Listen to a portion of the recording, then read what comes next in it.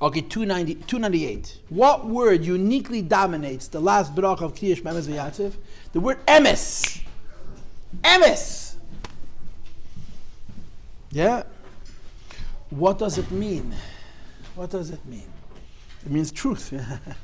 Right? Obviously, Emes means the truth. But what does the truth mean? The truth means that in every aspect of life, every aspect of ourselves, our being and our choices and our behavior should be so good that it can't be better. I mean, that's how you translate Emes.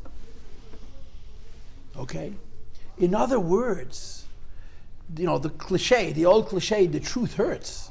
The truth doesn't hurt because it's bad. The truth hurts because it's honest. It just says it the way it is. The truth hurts because the truth is incredibly honest. We had it recently in Hayom Yom that nit avoida davzaid mit an emes, not emes alein is an avoida. Not that what I do has to be done with truth, but truth itself is an avoida. The pursuit of emes. Alter Rebbe was a man of Emes. Alter Rebbe was a man of Emes. What? Should be as good as it could be, and it can't be better. Because otherwise it's lacking in what truth is. So truth hurts. And in davening, you don't have Emes that many times. But in the last Bracha, after Kriyas Shema, you have Emes, according to the Kabbalah, 8 times. 8 times Emes. 8 times Emes. The truth says everything exactly the way it is. On Rahmanis. 300. Why is it here? Why is it here? And the answer is because we're talking about Yetzias Mitzrayim. Right? You remember the conversation that we had? The Mishnah says in Perek Yovis, Ein lecha ben chayden el mi she'esek b'talmud Torah. A person is not free until he learns Torah. In other words, a person is not free until he's a slave of Hashem. And that's ironic, that's oxymoronic, right? What do you mean? I'm not free until I'm a slave of Hashem. Being a slave of Hashem means giving up my freedom. What does it mean, I'm not free until I become a slave of the Eibishter? What's the answer to that? I'm not free till I become a slave of Hashem. That doesn't make any sense. What's the answer to that question? The answer to that question is, freedom means the ability to tell yourself to do something, or to tell yourself the ability to refrain from doing something and listen 100% of the time. That's what Emes is. The Eibishter is different than an ordinary boss. And I mean, lahavdil, that's exactly what the Rebbe is. What makes the Rebbe unique is the Rebbe enslaves us. People who work for the Rebbe were pushed to the edge of the brink. The Rebbe pushed and pushed and pushed and pushed and pushed. But the Rebbe's pushing didn't inhibit, because he had no ego. The Rebbe didn't need his name to be in the paper. The Rebbe needed your name to be in the paper. The Rebbe didn't need that he should control you. The Rebbe needed to maximize you. Most people, if you're working for me and I'm your leader, I want you to reflect back favorably on me. That becomes an inhibition. If you become better than me, I get nervous. So I cannot let you be free because I want it to reflect back on me. The Eibishter is Hashem. He doesn't need covet. The Eibishter, when we serve Him, we become infinite because He pushes us to be the best that we can be without controlling us, because it has to reflect on Him. That's what freedom means. So that's called Yetzias Mitzrayim. We went out of Egypt. We became free. How do we become free? We became free by becoming slaves of Hashem. In serving Him, we are maximally maximized. Every person has so much possibility. What a human being could become is unreal. Mamish, what a human being is unreal. Remember I told you the story with Steinsaltz? It's question 306. What's the story with Steinsaltz? The story with Steinsaltz is Evan Yisro. That he had 4 full-time jobs and 11 part-time jobs. So he asked the Rebbe what he should cut. He was platzing. And the Rebbe answered him, you should add more. You should tzulig noch. Now, of course, again, I'm sad to say this, but it's the truth. When we would have heard such an answer, you know what our reaction would have been? We would have laughed. Why would we have laughed? What else is the Rebbe supposed to say? That's the Rebbe. That's what the Rebbe does. He gives you more. But the Yitaka mean it? That's the tragedy. The Yitaka mean it? Adin Evan Yisrael sat down and he meditated on it. And he said the Rebbe is not saying things for effect, not saying things to sound Rebbish or draconian. The Rebbe says it because he means it. So he says, what could that possibly mean? I have no time, I have no energy. So he gave an illustration. That if you have a box full of meter, a box full of matzias, choimer, matter, It's full. You can't put any more in. Full of marbles. There's just no more room for anybody anymore. But if you apply enough pressure, and the numbers that he uses, 7,000 pounds of pressure per square inch, 50,000 of pressure, the matter comes apart, it reconstructs itself in a much more dense way. I gave you the example from a neutron star. And in a teaspoon, you can have a ton. In a teaspoon, you can literally have the mass of a ton, 2,000 pounds. And he says that Rebbe wanted to make of us what he made of himself. That was his maskana. When he got that off from the Rebbe, he didn't just say that the Rebbe said it as a flippantly to be I don't know what the word is, unrealistically optimistic. The Rebbe said it because it was possible. How was it possible from a person with Revis Tachas Masai, he's falling apart from the load that he's carrying to be able to handle this by adding more? Because you become a different person. That's what Emes exacts. Exacts can be a noun, a verb. Exacts means it takes out of you exactness, right? It takes out of you exactness. Emes comes after Kriyas Shema because in the last parsha of Kriyas Shema you talk about Yetzias Mitzrayim, Exodus, going out of limitations, becoming free. The symptom of being free is that you maximize yourself. Not that you sit on a beach and you drink those fancy drinks with the little umbrella, with the little straw. You maximize yourself. You become the best that you can possibly be. And that is judged by Midas HaEmes. Truth judge whether we're achieving that maximally. So that's the answer. What's the connection between Emes and after Kriyas Shema? Because in Kriyas Shema's end, we speak about Yetzias Mitzrayim being free, and the measure of freedom is that a person lives up to his full potential. The measure of freedom is the person's Midas HaEmes. Okay, so I did 306 also, and we did 298, 299, and 300. Why is it here? And the answer is because we just spoke about Yetzias Mitzrayim. After you speak about Yetzias Mitzrayim, when you're emancipated, when you're free, and as the Mishnah says, you become a slave of HaKadosh Baruch Hu, Ein Lecha Ben Chedin, Elamish Esek B'Talmud Torah. This is where freedom lies. Freedom lies not that I can do whatever I want. Freedom lies that whatever I want I can do. That's very different things. I can do whatever I want means if I want to drill a hole in my piece of the ship, you can't stop me. But whatever I want I can do means I can say I want to climb Mount Everest and I'm able to do it. There's nothing that can stand in the way of my will because I have a barometer, I have a ruler that's very exact. It's called Midas HaEmes, and it measures how much more I could possibly be. That's the connection between Emes and Yetzias Mitzrayim. What's on the Yagai? Someone said I tried and failed. Don't believe it. No, but it doesn't mean like the Rebbe once said in a Sikha. Yeah, Mesiras Nefesh means jumping off a building. Could it mean jumping onto a building? Your guy did with Tasatam, and I can jump from the floor to the roof of this building. It's impossible. You can't do it. Forget, Midas Emes tells you what you should do, and Midas tells you also what you shouldn't do. Question 301. How many times is it mentioned? This is a one-word answer. 8. 8 times. And again, if you'll count it, you're going to find maybe 7.5. It's a little bit tricky. In Ezras, you have 4 times Emes. Emes atu adam lamecha, Emes atu rishon v'atu achan, Emes mitzayim galtanu. But in V'yatzev, you have 3 times Emes. You have Emes, V'yatzev, and Achan right away in the beginning. And you have 1 time Kayemes. It's hard to know what the 4th Emes is, but according to that Arizal, there's 4 Emeses before Ezras, and there's 4 more Emeses in Ezras. Not at all related to the word Emes. Doesn't kind of isn't the church of that Kiyum, sustaining forever. The symptom of truth is that it never changes. But I don't know. I have a problem. It's hard to find the 4th Emes. I don't know which one it is. I mean, you can look at his Verizal, but I don't know. That's what I think. La'ad Kayemes. Okay, now, how is it divided up within the Bracha? The answer is, this is straight from Kabbalah, and it's brought straight in Chassidus. Until Ezras, you have 4. In Ezras, you have 4 more. The Maram of the Dalad, the L'Shein Shal Giyula, huh? The one from the Chazan doesn't count? The one from the Chazan counts. Oh, it does. That's the first, yes. Emes V'Emunah. Okay.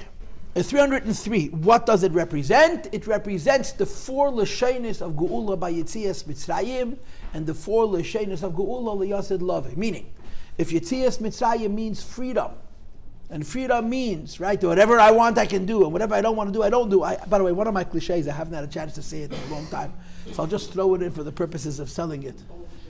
When I talk to teenagers, depending on the circumstance, one of my chaps is I say to teenagers, whose whole definition is hefker, I say, you will learn over the course of your life that one of the sweetest words in the English language is the word no.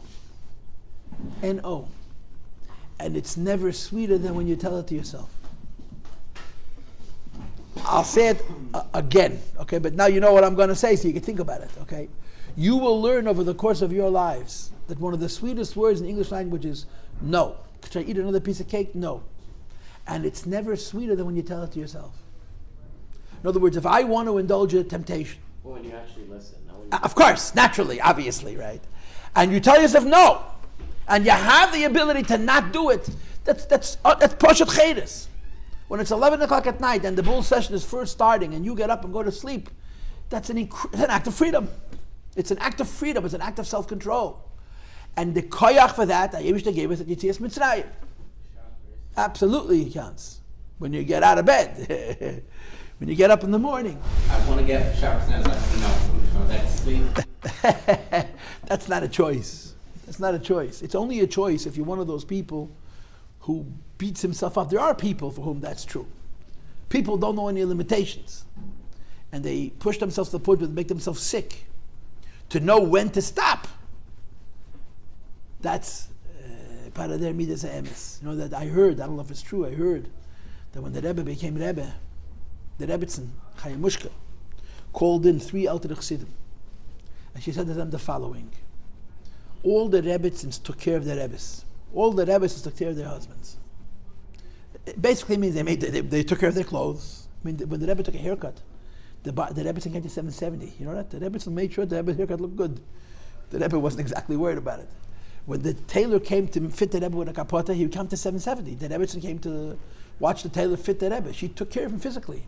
She shopped for him. She bought him shoes, which of course he never changed, and whatever else. And then she said, but the Rebbetzins also told their husbands when it's enough, when they have to stop. And then she said, I will take care of my husband, but I'm not going to tell him no. That's your job. I said, forget it. I won't tell him no. And they tried. And they quickly figured out why the Rebbetzin didn't want to do it. Huh? About those times that she did do it. With when Lamed Ches. You said like one time she said I'm coming. And they said quickly. No, she told it to Chadakov. She told it to the Rebbe. She didn't tell the Rebbe stop Yechidus. She told Chadakov to lie to the Rebbe and say there's no more people. She called up Chadakov, but she didn't tell the Rebbe stop. She told Chadakov, go into my husband and say there's no more people. The Rebbe always used to say, how can I stop? People are waiting for me. And by the early Rebbe, it was like this. I just read recently again in Label Groner's book. I mean, I heard the story years ago, but now I saw it in a good source. They made it into a book already? The first volume is out a long time. Hamaskir. That the Rebbe in the Hamadina called in 3 Chassidim. It says their names. I forgot which 3. She called them in and said, listen, I'm a daughter-in-law of a Rebbe, I'm a wife of a Rebbe. No, she asked them how much time the Rebbe sits in Yechidus. The Rebbe sits in Yechidus 8, 10, 12 hours a day. 3 times a week. 3 times a week. And then in the mid-60s, the Rebbe changed it twice a week. She said, I was a daughter-in-law of a Rebbe and I was the wife of a Rebbe. There was no such thing a Rebbe should sit 10 hours in Yechidus. Das amizach. You have to stop him. And she said, I don't know what's going to happen to him. He lived b'derech hateva to the ripest, oldest of age of any of the Rebbeim that see him. But she said, a man can't do this. My husband also had Yechidus, but there was no such thing as 10 hours. An hour, 2, 3, 10 hours Yechidus. And she wanted them to stop the Rebbe, and they tried. But the Rebbe did not ask for any help. You know, there's actually a tape where you can actually hear the Rebbe saying to somebody who's asking the Rebbe to stop a certain anhaga, the Rebbe says to him, you can hear it on the tape. Willst du benehmen dem Schwer? You understand Yiddish? You want the job. You want the job. You don't want the job, yeah? This is Peter Shashi. Then don't tell me how to do it. Willst du benehmen dem Schwer? You want to sit in the Frierdiker Rebbe's chair? You want the job. You don't want the job. Yeah, Schweig. Willst du, that's all the Rebbe said. You want to have the Frierdiker Rebbe's job? You want to take over the Frierdiker Rebbe? In other words, I did. Don't tell me how to do it. Don't tell me how to do it. Okay. So now, so what does it represent again? It's the 4 L'shaynos of Gula V'Tzias. I'm reading now 303. The 4 L'shaynos of Gula V'Tzias Mitzrayim and the 4 L'shaynos of Lavi. And of course the point is, Tzias Mitzrayim means going out of Golus, going out of limitations.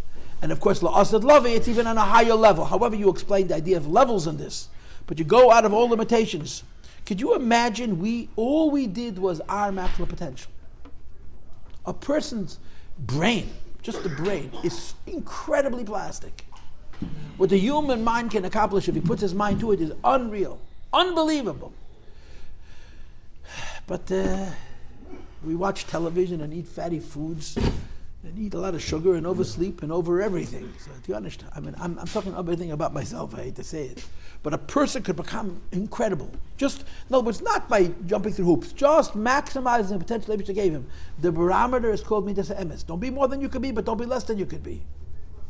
And that's called freedom. So in this freedom, there's two madreges. There's a freedom as was by Yetzias Mitzrayim, and this freedom is going to be liyasud lavi. Now, 304. What word is unique to the first half of this bracha? Right, in 298 I ask you, what word is unique to the entire bracha?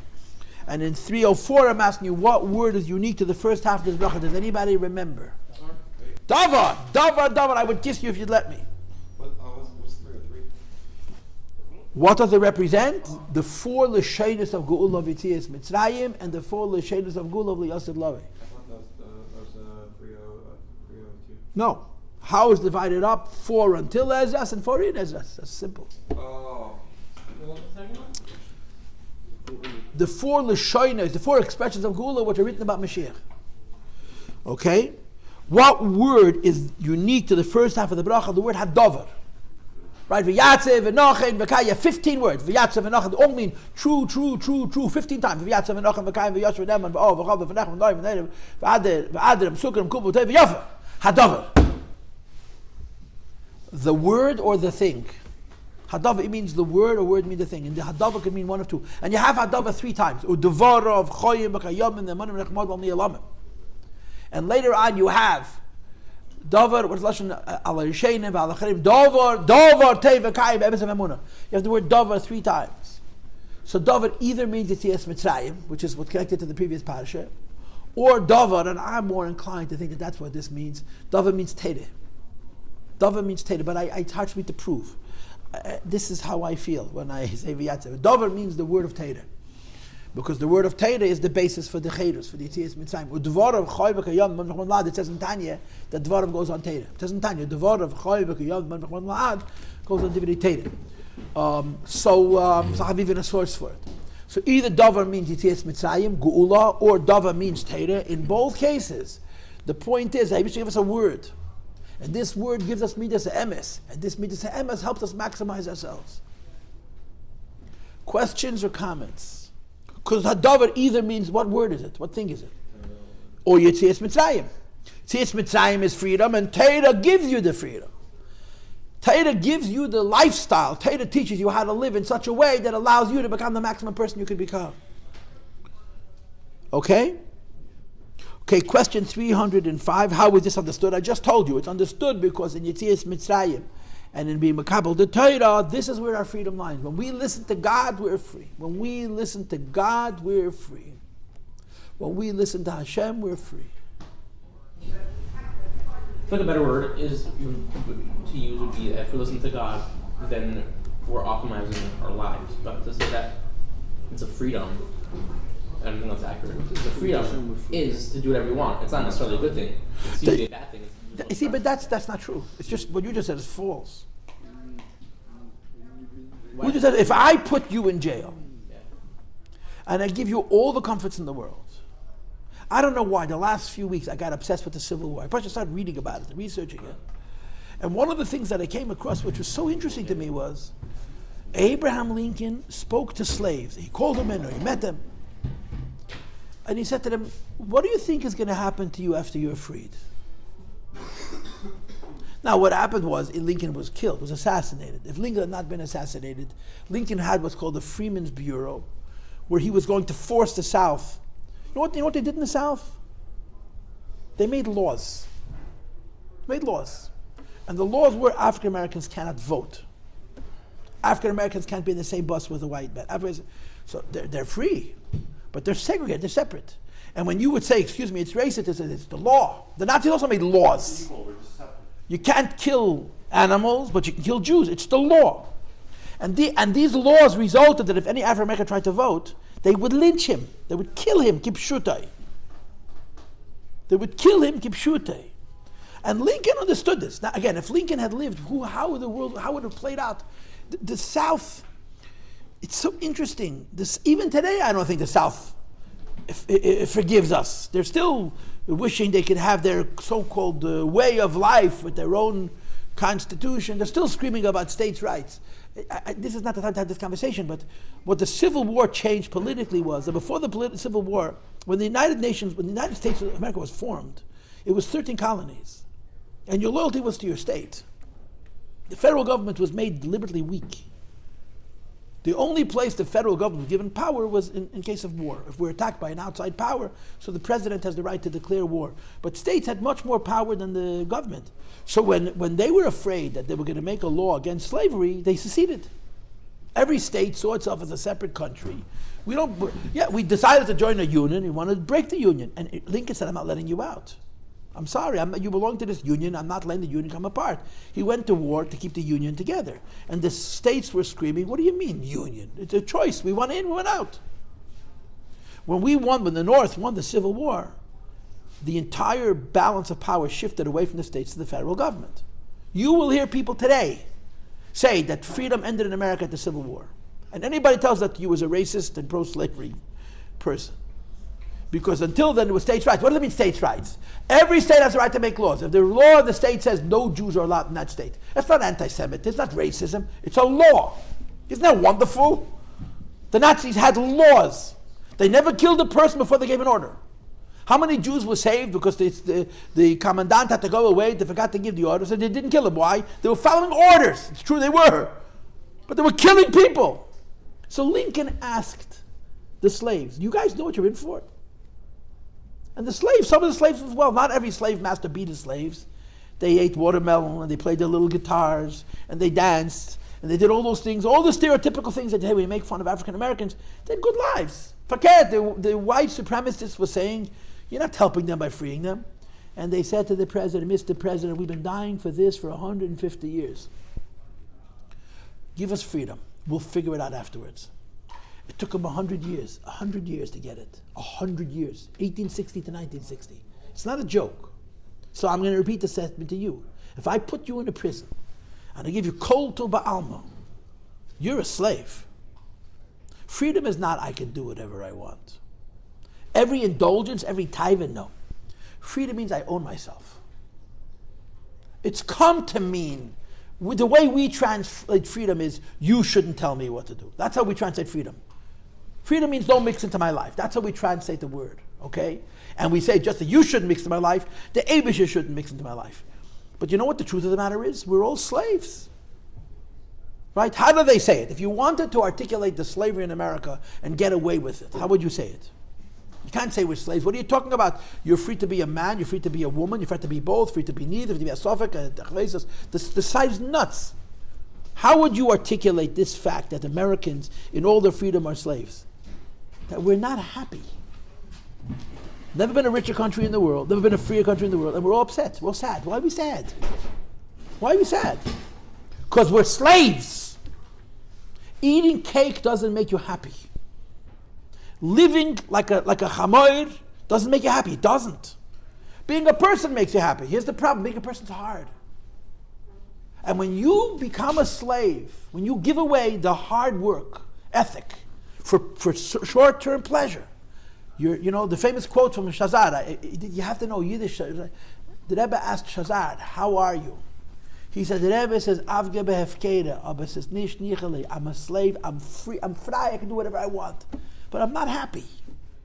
Freedom makes you happy because it maximizes you.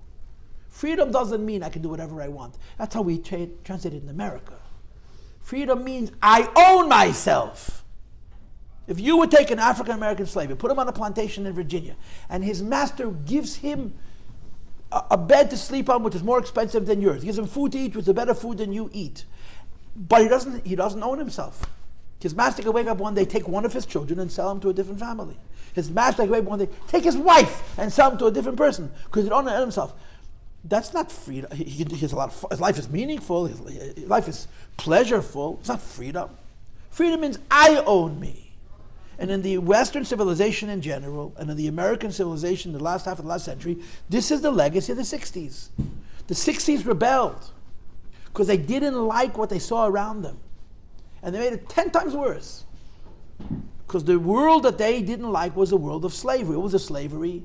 You're born, you go to school, you reach a certain age, you go to college, you finish college, you get married, you move to the suburbs, you buy a house, you have 2 cars in your driveway, you have 2 kids, you work, she stays at home. The world has never seen a richer civilization than the generation of the baby boomers after the war. America was so rich. Women didn't have to work. And the kids their lives were perfect. Perfect. The parents were married to each other. It was still a traditional community. They were stay-at-home moms. That means they were looked after like unbelievable. What were they rebelling against? They were rebelling against slavery. Slavery? You know how rich you are? You know how comfortable? What's the teretz? Everybody else is telling me what to do. I don't want to do that. I want to do what I want. It's a good idea. The Rebbe said that the 60s was an Eis Ratzon for tshuva. The best Bali tshuva of that generation. Ask your grandfather. We got then the brightest minds, the most ambitious people became frum because they were idealists. But what is the legacy of the hippies? I can have all the pleasure of the world. I mean, today they've legalized drugs. I thought about it a lot. I really thought about it a lot. The legalization of drugs, I understand that we shouldn't be fighting a war on drugs because we're losing it anyway. But it's not a good thing for people to take drugs. It's not a good thing for people to walk around high. It's not. They're not sharp. They're not crisp. So I'm sorry. I'm telling you, you're wrong. Freedom means I own me. What's the proof of I own me? That I can live like a pig? I own me that I can do what I want. Go and again, the only barometer that you could use in modern day America, the people will say, I understand what you're saying. Right? What do you mean I can't do what I want? Are you happy? Are you happy? This is going to be a big surprise to you. Do you know how many studies they've done? Every time they do a study, the happiest people in America are the religious people. The happiest people in America, the people who are married, who never can't do whatever they want. They're happier. Why are they happier? Because their lives have meaning. In other words, they're using more of their freedom. When you're 35 years old and living in the city and you went to school and then you started a career, either you started a business or you went into one of these financial markets where you're making financial services, you're making $100,000 a year, and you this beautiful apartment which you're paying $5,000 a month rent, and you eat in the most expensive restaurants, and you go to all of these theaters, and you have all these relationships, all these people, and you sit around and you talk about ideas, and you have nothing. You're not like a bocher. What's a bocher? He's getting ready to get married, but then already get married, he'll be a bocher forever. That's not a life. There's no happiness in that. They're slaves. You know what they're slaves to, really? They're slaves to losing control. They're slaves to investing in something which is going to be hard. They're slaves to the fear of doing something which makes them look bad. What happens to people when they get married? Every single chassan they ever had comes out. When you're single, you can hide your chassaniness. When you're married, you can't. And that's what the point of marriage is. You have to look inward. You have to overcome your chassaniness to become a better person. But if you don't want to do that, so you avoid it. You push and avoid it. You say you want to get married, you date, you don't want to get married. Why? You don't want the responsibility. It's not just the responsibility of children. It's the responsibility of another person seeing you in your good mood, in your bad mood, in your between moods, and you're going to look ugly from time to time, and you don't want anybody to see that. So where's the freedom? In being single? Or in saying, I'm not afraid of getting hurt, because this is the right thing. I'm going to maximize myself. Freedom means I own me. We live in a culture who are owned by money, they're owned by fame, they're owned by such superficial things. I think about this a lot.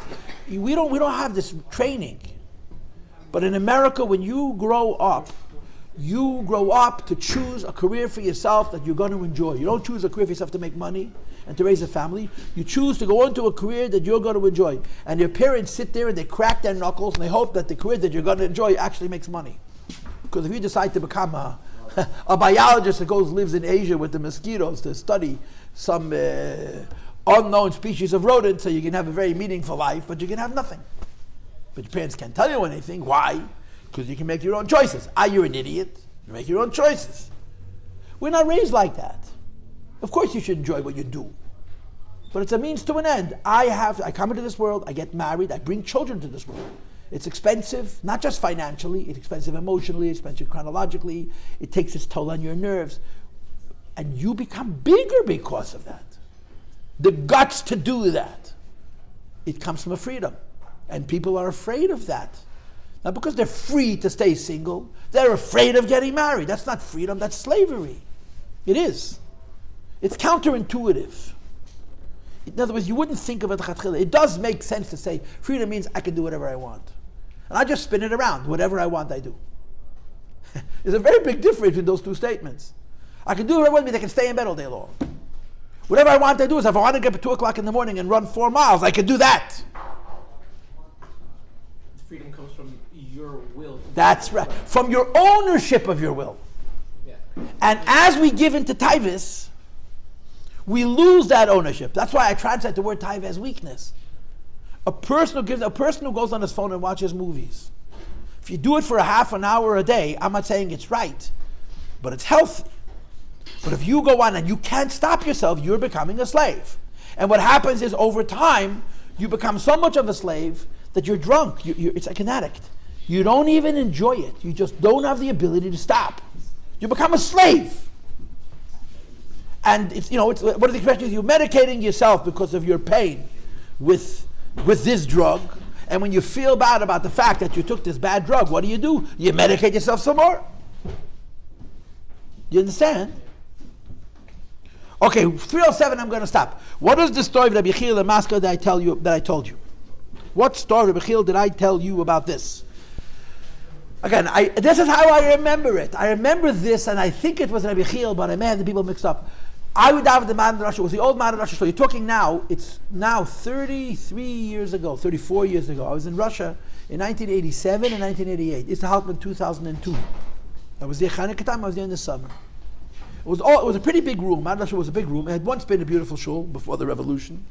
By the time we knew it, was old. The building had never, unfortunately, burned to the ground. It was arson. It was anti-Semitism.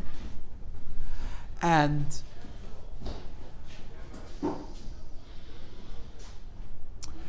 there were old people who came to daven. Young people didn't come to daven. Altavar didn't come. One of them was Mamish Frum. I think he was Frum. His name was Rabbi Yechiel. Anybody who came from America would say, do you know the Gaisinskis? He was a cousin of the Gaisinskis. The Gaisinski who teaches here, his grandfather was a cousin of his. Mesharan Gaisinski, Alav Shalom. And if I remember, he was very often the chazan. He was clean shaven, but you could see that he learned in yeshiva. He went to cheder. And when he said Berich Shmei, and he got to the word kshoit, he would say kshoit like his life depended on it. Elakok kshoit, ve'eraisa kshoit, uneveri kshoit, ubaskel ameh betavon kshoit. What does the word kshoit mean? The word kshoit either means like kshoit atmacha, beautify yourself, which means jewelry, adornment, or it means emes. Elakok kshoit, and he knew that the KGB doesn't know Aramaic. You understand? He said, I felt that in his kshoit there was a statement of defiance. He's saying this is true, and the KGB can game 5 because he knew they don't understand that word. Kshoit, emes. Again, I believe I witnessed this. Now it's so funny. I'm telling you, I believe witness. I think I remember this, but I'm not sure. It's so many years ago. Mir dachzach that I experienced this myself. In other words, I didn't hear it from anybody else. That I experienced it myself. And mir dachzach that it was Rabbi Yechiel. I may be wrong about one or both of those details. The story is true, but I think I saw it. I heard a yid daven, and when he said kshoit, you understood that he was saying something more than the other words. Kshoit, emes, emes. Okay. To be honest, we didn't learn anything today. We'll learn something tomorrow, Mr. Shema.